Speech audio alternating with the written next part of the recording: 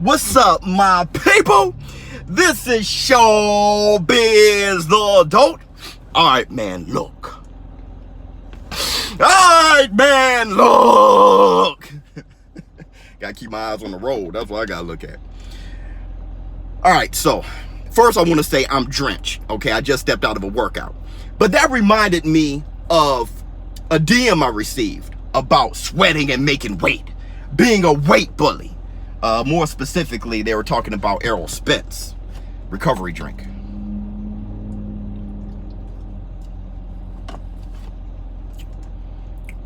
So first I want to say, it always surprises me when a boxing purist uses the term weight bully. That seems to be more of a term that a casual will use, that a casual boxing fan picked up, because they don't understand one thing, that being a quote-unquote weight bully is one of the goals in boxing. How low can you get while performing extremely well? That's one of the goals. But when bringing up weight bully, a lot of people attach that term to Errol Spence without looking at people like Sean Porter. Sean Porter, he missed the weight against Ugas a few times. Didn't he have to cut some of his braids, take a deep breath, and fart to make weight against Ugas?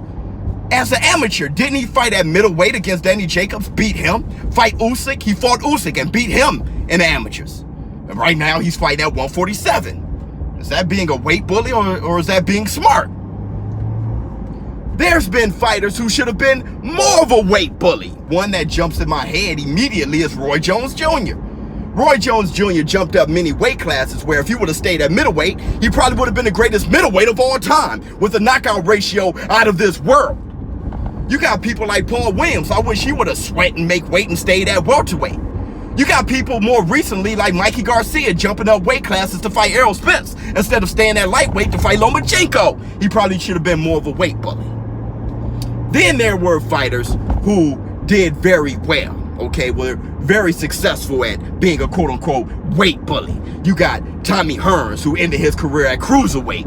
He was able to be one of the greatest welterweights at all time, fighting at 147. You got people like Bernard Hopkins. Wasn't he at middleweight for over 10, 11 years or something like that? He went up to light heavyweight, no problem, extremely comfortable. That's what you do. More recently, you have Richard Comey, right? He fought Beltran at lightweight, stepping into the fight at 154. So that's what you do. That's one of the goals in boxing.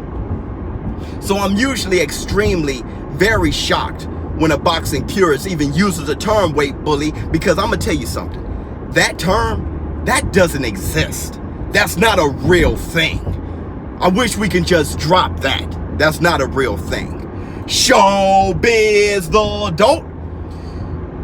I think Terrence Crawford fighting at 140, being undisputed, his last fight stepping in the ring at 154, I don't think that was being a weight bully. I thought that was being a great fighter. I'm out.